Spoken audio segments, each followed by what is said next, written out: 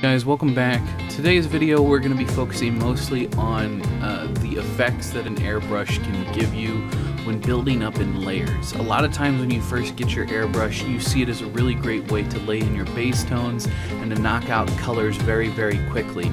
And although that is a really great way of using it and a really awesome way to speed up your painting time, if you learn to start painting with layers or even painting with washes through your airbrush, you can actually increase the amount of depth that you can get out of just your base tones alone before you start painting the rest of the model. So let's take a look at how that happens. On the intro today, we're going to be doing the Fungal Queen. This is a model by Reaper Miniatures. It is 44050. If you want to pick one up for yourself, you can head over to their website. You can search it either by its name or by its number. Now what you can see me scooping out of this container here is essentially my own version of Sterling mud. Now one day maybe we'll cover the recipe. There are plenty of videos online on how to make your own. I've modified mine a little bit to make it a bit more chunky. I think it works really well on these larger based miniatures. One thing you want to keep in mind when you're spreading it around, try and use a popsicle stick or something like that for as long as possible before switching to a brush. Remember that texture paint like this tends to have a lot of grit in it and it can ruin your brush. A tip to try to minimize how much damage is done to your brush is to keep it wet. Don't be afraid to flood the model. It'll make a little bit of a mess. Just put down some paper towels or some newspaper and just kind of flood your brush and keep it wet. This is also going to allow you to manipulate it and to keep the bulk of the debris or the rocks or whatever is in your basing paste off of the miniature itself and to keep it on the base where we want it. Now is also the time to go ahead and run your finger around the base and make sure that you get everything as flush as possible. Now do keep in mind that when applying basing paste this thickly, it can separate up from the base and you may need to glue parts of it back down later or reapply some to fix gaps. That's completely normal. Now in the back of the miniature there you saw me put a little bit of a notch in there. That's because I believe that her dress is probably dragging quite heavily along the ground as it is made up of the same mushroom material that she is made up from. Skipping ahead a little bit here, you can see that I am going to go ahead and use my airbrush, and what I'm doing is I'm going in and laying in all my highlights. I want the idea that the underside of this mushroom cap has got some kind of bioluminescent. So I'm being really heavy on my white and I'm making sure that the top of her arms and her body have plenty of white on it so that when we start layering in all of our washes here in a moment, it's really going to help that skin to pop. Now I should have gone a little bit brighter on some of the places on her arms and that becomes a problem later on for me to solve, so please feel free to learn from my mistakes. Another thing that I wanted to do is I made sure that any of my extra overspray didn't end up on the back side of these stalagmites. Again, I want this OSL, this object source lighting.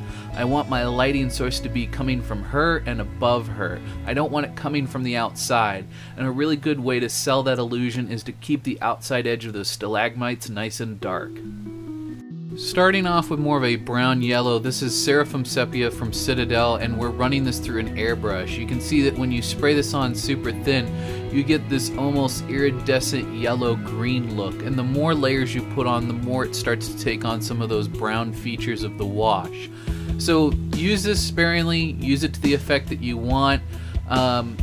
Honestly, dependent upon how much detail you're wanting and how realistic, this may be the skin tone that you want. For me, I wanted things to be a bit more green, so we end up taking it a step farther than this. So I end up using a bit of contrast medium here, and I'm going to be mixing that in with my Athonian camo shade. Now I should have gone more for Baltan green. That would have got me more of a green tone.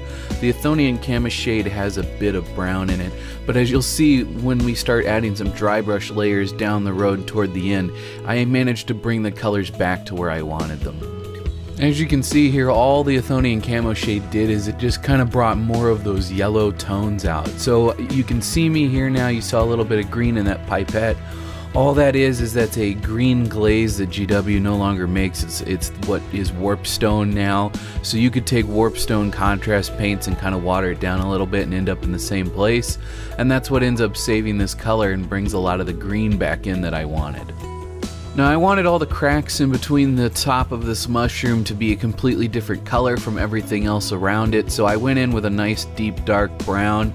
This ends up getting brightened up a bit into more of a brick red color with some glazes that we'll be putting on in a moment, but I needed to set this up and get the ball rolling, otherwise I'd end up having to paint all of this by hand, and that was not something I wanted to do, as this video is geared toward trying to get the most out of your airbrush.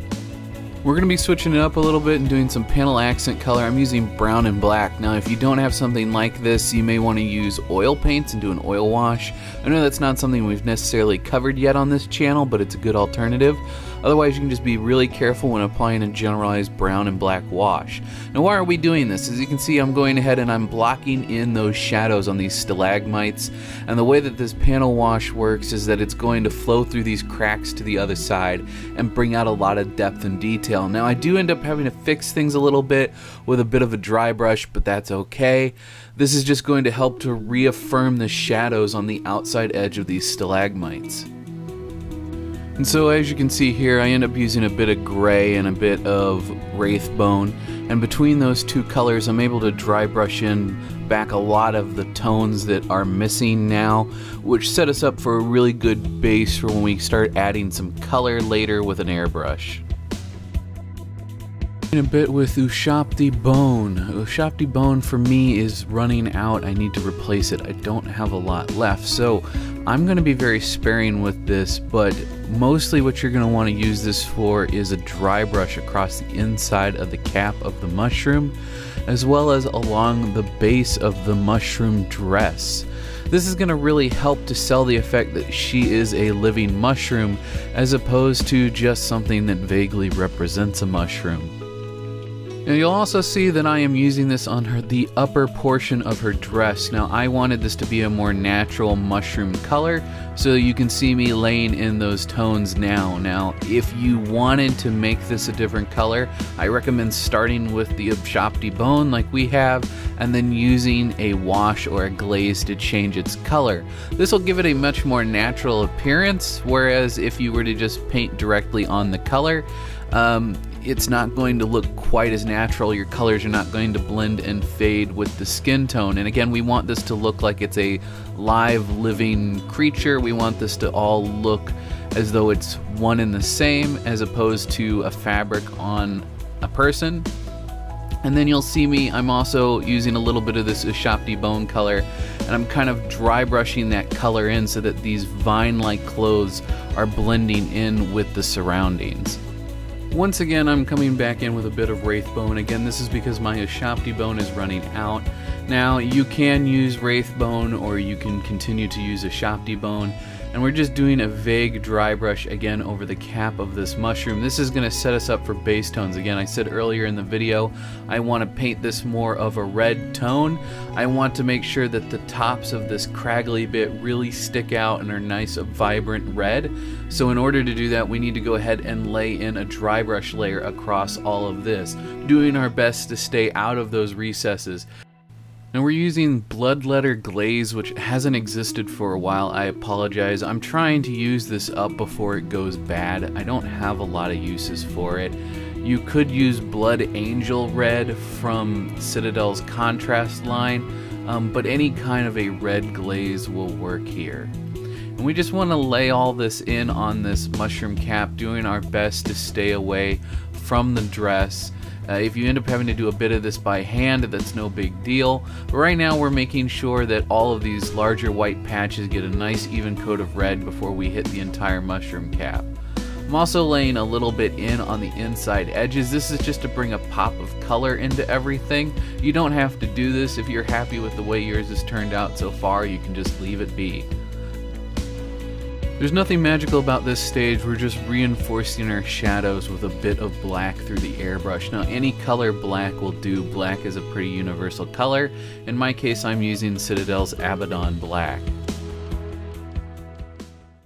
Some of the finishing touches that you can see here that you may not have seen previously, I took our airbrush and I used a little bit of various washes through the airbrush, whether it be blues, reds, greens, whatever, and applied those to the stalagmites. Those are going to do a really great job at getting you a more natural finish on those. Other than that, there hasn't been any real final changes to the miniature itself. I did change her hair tone to red with a little bit of pink highlights. I didn't really record that as I felt like her hair looked pretty great on its own the way it was. You could choose to change the color if you wish, but we could honestly do an entire video on just hair alone. And I think we'll probably be doing that probably relatively soon, but for right now, I was very happy with how this turned out. Now there's various bits and bobs attached to the base, whether it be static grasses or those little 3D printed mushrooms. And if you're interested in finding any of those 3D printer files, they are available through Thingiverse. You can literally type in stalagmite or mushroom and you will find them, or even just a mushroom for RPG. They're super easy to find. If I can find the links, I will be providing them in the description below. Once again, I hope you guys have enjoyed today's video. I know it's a bit different from how we've been doing things. It's more of a streamlined approach like I've been trying to do with some of our tutorials lately. I really hope that you guys have enjoyed today's video. I know I enjoyed making it. And as always, I hope your display case is always full and your pile of shame never runs empty. Until next time, guys.